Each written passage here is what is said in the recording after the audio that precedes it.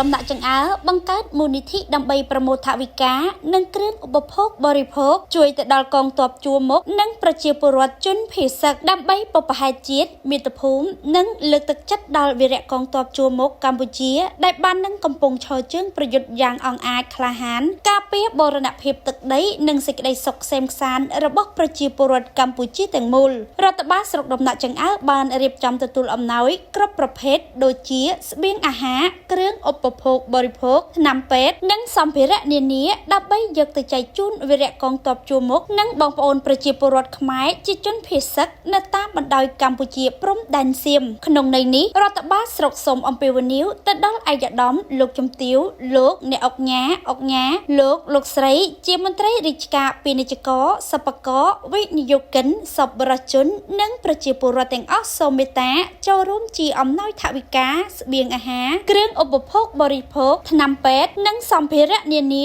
ដើម្បីទៅតាមលទ្ធភាពនិងសទ្ធាជ្រះថ្លារៀងខ្លួនរដ្ឋបាលស្រុកដំណាក់ចង្អើសង្ឃឹមជឿជាក់យ៉ាងមុតមាំថាឯកឧត្តមលោកជំទាវលោកអុកញ៉ាអ្នកអុកញ៉ា